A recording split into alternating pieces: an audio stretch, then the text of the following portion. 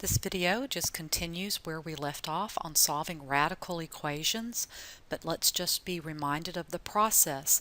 We need to isolate that radical, meaning get it by itself, raise both sides to the appropriate power to get rid of the radical, so square a square root, cube a cube root, raise the fourth root to the fourth power.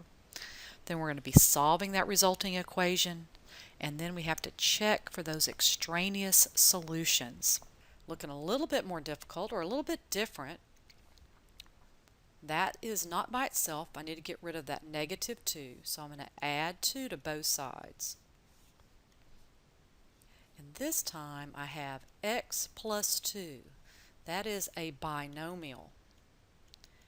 And this is what's going to make it a little bit longer when we square both sides. Because I have that square root, I'm going to square both sides. When you square a binomial, that means to write it out twice and FOIL it, and you're always going to get a trinomial. Now the good news is over here, when you square that square root, it just goes away and I get 3x plus 4. But over here, that means x plus 2 times x plus 2. Now if you don't have to write that out, you don't have to, but you better get a trinomial. So when I FOIL this out, get x squared, 2x, and 2x is that 4x, and 2 times 2 is 4. That's what makes this harder. Now again, I have a quadratic, so I need to set it equal to 0. So I'm going to move these on this side. So I get 0 here. Oh, and that's 0. Well, that's kind of nice. And I can still factor it, GCF. Set each factor equal to 0. And again, I have two answers. I have to check both answers. All right, so I have the square root of 3 times 0 plus 4 minus 2. Does that equal to 0? Again, I've got to put the zeros in both of those places. So that's the square root of 4 minus 2. Does that equal to 0? Yes, it does. All right, now I have 3 times negative 1 plus 4 minus 2. Does that equal to negative 1? Let's see, that's negative 3 plus 4. So that's the square root of 1 minus 2. Well, the square root of 1 is 1 minus 2. That also checks. So both are keepers. Neither one is what's called extraneous. But the important part here is this binomial and squaring that quantity. Let's just do one more of those examples where we have to square a binomial. So again, the step is we need to isolate that radical, and you can see that it's not by itself. We need to move the x to the other side. So I need to subtract x. So I have the square root of 30 minus 2x equals 3 minus x. Now we need to raise each side to the appropriate power, which means we're going to square both sides since we have that square root. Those undo each other, and you just get 30 minus 2x. But here, this is where you have to square that binomial. And I'm going to go ahead and write it out twice to remind myself that I need to FOIL it out, and I'm always going to get a trinomial.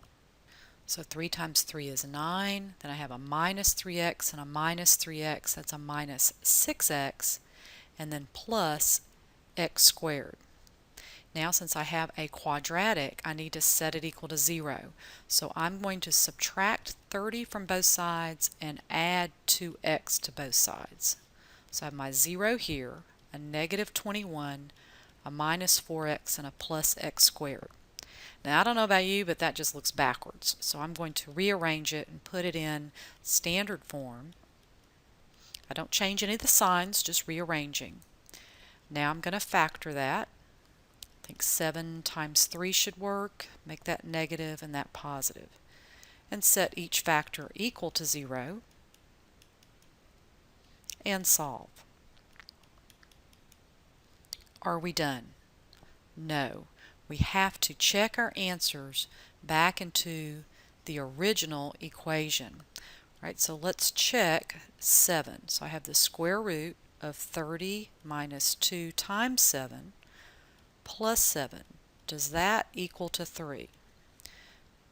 Well, let's just work it out and see. Now 30 minus 14 is 16. Now the square root of 16 is 4 plus 7 is not 3.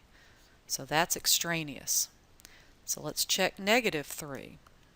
30, so we have minus 2 times a negative 3 plus a negative 3. Does that equal to 3? Well, remember a negative and negative, that's going to be plus, so that's 30 plus 6. The square root of 36 is 6 minus 3. Yes, that equals to 3. So 3 is the answer, and the 7 is extraneous. So just be careful when you have that binomial, FOIL it out, and you always are going to get that trinomial.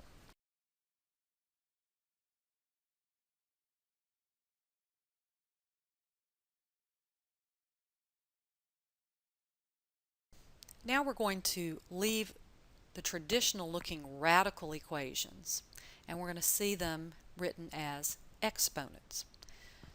As you recall, a fractional exponent like 3/2 really means the square root of x cubed. Remember, that's the root and the top number is the power. So even though we have fractional exponents, those really can be radicals. And so we're going to treat those just like we did radicals when we're solving an equation. This time, instead of maybe just squaring or cubing, when we raise both sides to the appropriate power, we're going to raise it to the reciprocal power. Because remember, you're going to multiply those exponents. And what happens when you multiply reciprocals? You get 1. And so that's why they undo each other. When you multiply those together, you get x to the first power.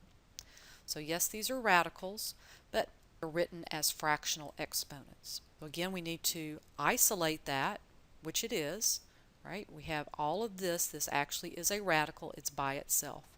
And we're going to raise it to the reciprocal power, so the 2/3 power. And again, those are going to cancel out each other. But we have 27 to the 2/3 power. What is that? Well, that means the cube root of 27 squared. I know you know the cube root of 27 is 3, squared is 9. So now we have a quadratic. We're going to set it equal to 0, so we're going to subtract 9 from both sides. Then we're going to factor that. And we're going to set it equal to 0. And we're going to solve. Are we done? No. We have to check. Okay, so we're checking, does negative 8 squared plus 6 times negative 8 minus 7 to the 3/2 power really equal to 27? Okay, a calculator would be nice, but I think we can do it without it. So we have 64 minus 48 minus 7. Let's see, that's 16 minus 7 is 9. Does that equal to 27? Well, let's see. That's the square root of 9 cubed. Yes, that's 27. All right, so now we need to check 2. So let's see, we have 2 squared plus 6 times 2 minus 7 to the 3/2 power. Does that equal to 27? So I have 4 plus 12 minus 7. So that's 16 minus 7 is 9. And we just saw that, so we know that this is also a keeper, so both answers work. So don't be afraid of those fractional exponents. Just work them out the same way as you would radicals.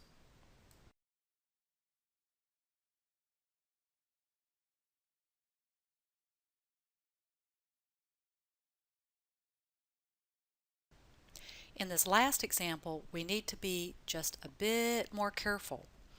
We see that the radical or the fractional exponent expression is by itself, so we're going to raise each side to that reciprocal power, which would be to the 3/2 power. And again, we multiply 2/3 times 3/2, that gives x minus 2 to the first power. But I want to look at this. Why is that different than the last example? It's different because that bottom number is even. That's the root. So really what that says is to take the square root of 9 and cube it. Here's the tricky part. When you put in a square root sign that wasn't there, you have to remember to put that plus or minus sign. So we have 3 cubed, which is 27, but we also have negative 3 cubed, which is negative 27. Because of that, we now have two separate equations. X minus 2 equals positive 27, and x minus 2 equals negative 27. That's the tricky part. So I'm going to add 2 and get 29, and I'm going to add 2 and get negative 25. And I need to check. So we have 29 minus 2 to the 2/3 power. Does that equal to 9? Well, that's 27. Okay, the cube root of 27 is 3 squared is 9. That checks. Right? What about negative 25 minus 2 to the 2/3 power? Does that equal to 9? Well, that's negative 27. Well, the cube root of negative 27 is negative 3, but when you square that, again, you get 9.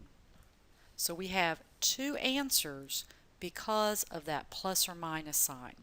So if you have that bottom number is even, you need to remember I've got to do a plus or a minus.